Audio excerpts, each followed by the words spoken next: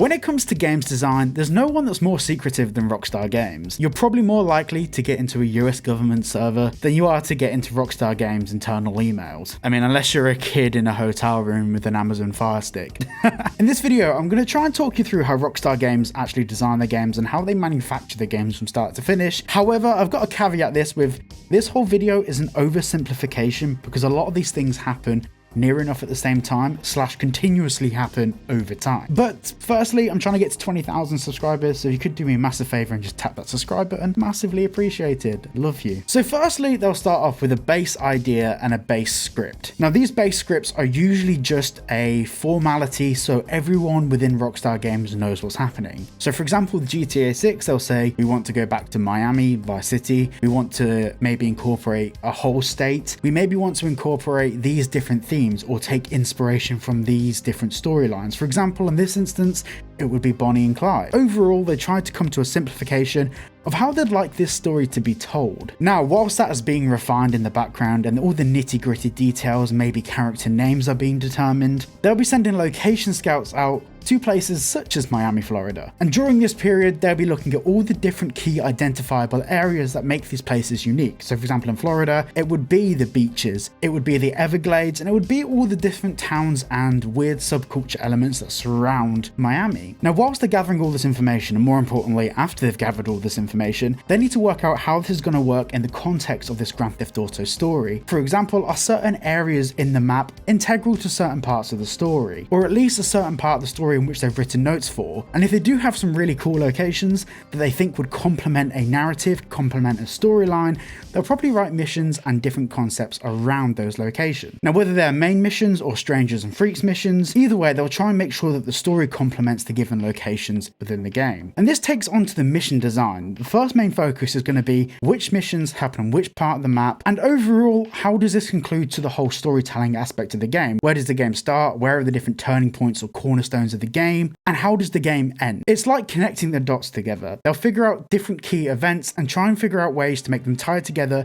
in a cohesive and engaging story. Then with all of this information in mind, they then need to work on the format. Now when I say the format, this is usually the constraints in which they're operating under. For example, what game engine are they going to build this on? What consoles is it being made for? What are the limitations of those consoles? What are the advances of those consoles? Why should they use one console over another? And they'll start mapping out the strongest points and weakest points and decide how they can actually pull together this game within the constraints of whether it be a game engine or a console. And this is where Rockstar slightly differ from a lot of companies out there, because Rockstar will actually develop their own game engine to build these games on, rather than using things like Unreal Engine or other available licensed engines out there like Rockstar have done many years in the past. Now before we get onto casting, I just want to say a big thank you to today's video sponsor, Private Internet Access. Now internet privacy is very important. A lot of games out there use something called the P2P model, which is the peer-to-peer model, where effectively you're not playing on a server, you're connecting to someone else's console and their console's connecting to yours. And a prime example of this is GTA Online. Now the problem with this is it makes it very easy for people to access your IP address, so it's not very secure at all. But by using private internet access, you're adding a barrier between yourself and the other person's console. You can change your location to one of 50 US states or 91 countries. And this is especially important if you're in the US. You can change your location to a nearby state rather than having to ping your location to the other side of the world. So you can not only get really fast gameplay, but of course stay completely private in the process. Whenever I play in VR or even on my consoles online, I always use a VPN. So to save yourself 83% off and get yourself 4 months completely free, click the link down below. It works out about $2.03 a month. So casting. This is an important one. Whether the game is a success or not largely comes down to how convincing and how well the characters are portrayed within the game. Of course, there's so many amazing movie directors out there that have just cast some people for the wrong roles in games, and usually what defines a good film director and a bad film director is their choice of characters within their storylines. Now, some people will write a storyline based on a character they have in mind for a certain actor playing that role. There's been many instances such as that where the movie idea actually came from the idea of casting that actor for that role. But I don't think that will be the case for Rockstar Games, because of course Vice City has existed since the early 2000s and we all have a connection with that game. Well, for the most part, most of us have a connection with that game from days gone in the past. And also what separates Rockstar out from other games developers here is they don't cast known actors.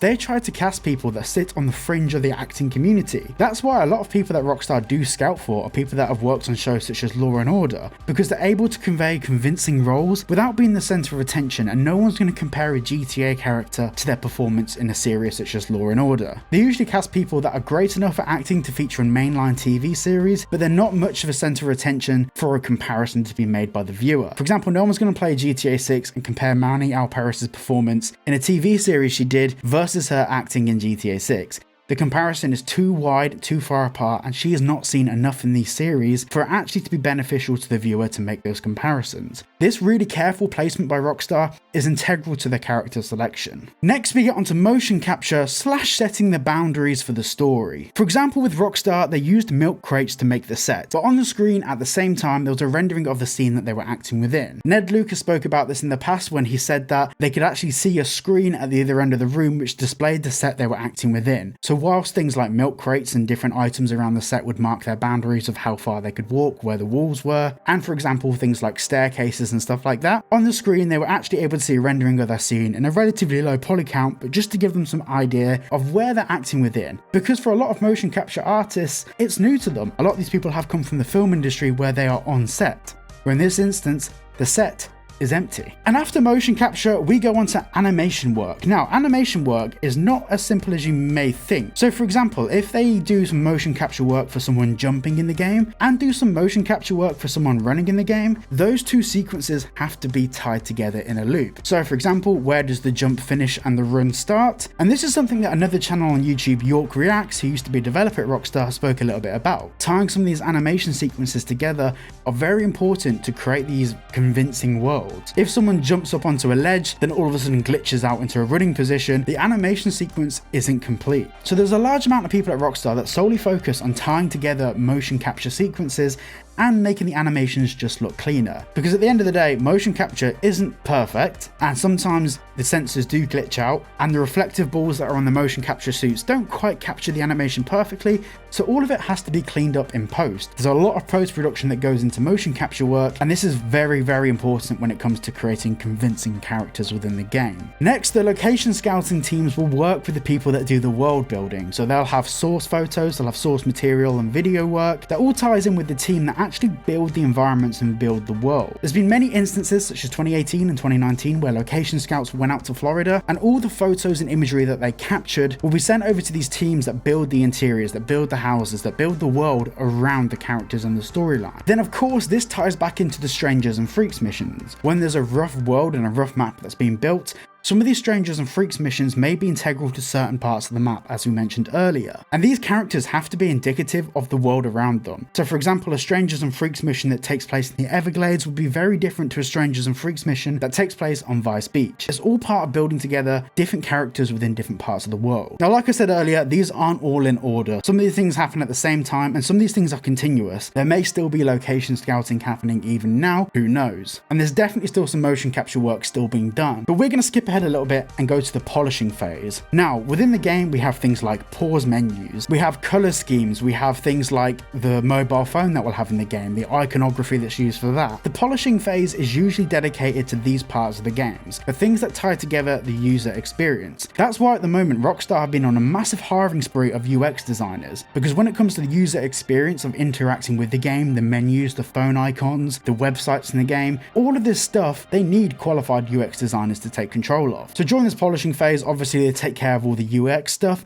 but they also take care of a lot of the debugging for the game. And this is where the localization and games testers are very useful, because it's their job to try and break the game. They'll do activities that try and overload the game and find different areas of the game that have weak points. Now, of course, this is never perfect because there's so many glitches and stuff that we can do in GTA 5 at present. At the end of the day, it's not bulletproof. People can break into the game and they can freeze the game and lock the game up and skip ahead missions by doing certain glitches. But at the moment, Rockstar will be trying to minimize these risks and take control of as much of these different elements as they can, and they may not be able to capture every single one of them, but of course they'll try and take care of many of these different glitches and bugs as they can now, and of course over the lifespan of the game they'll fix this with updates. Then we get onto the final stage, which is the marketing cycle. Now the marketing cycle is really hard to quantify because Rockstar does it different for every single release, and that's mainly because every single release is too far away from each other for it to be the same. For example, for Red Dead Redemption 2, the release cycle was mainly billboards, TV adverts, movie theater adverts, and some social media advertisements. But since 2018, we have the success of TikTok, we have the success of other marketing platforms, and how Rockstar will utilize those to drive the sales for GTA 6, we have no idea. But we can assume that they're going to do the usual thing: TV ads, Facebook ads, Instagram ads, TikTok ads, X, formerly known as Twitter ads, and so forth. But I think their biggest marketing reach is going to be on YouTube. Now, of course, there's a lot more that happens, from the printing of the game discs to the artwork design and all of that. The fact is, in a short, concise, and informative video, I can't cover possibly what 6,000 employees do in a brief period of time. But hopefully that gives you an overview of how Rockstar produce their games. It's not too dissimilar to a lot of other games developers. The only real core difference is the way that Rockstar are actually so secretive about this, and of course the way that they choose their lead protagonists. So thank you all for watching today's video, and a massive thank you to Private Internet Access for sponsoring, and of course a huge thank you to all of these channel members here. If you want to become a channel member, it's only a couple dollars a month, so just click the join button below this video or click the join button on the channel. It's massively appreciated. Thank you all for watching, and I'll see you all in the next one.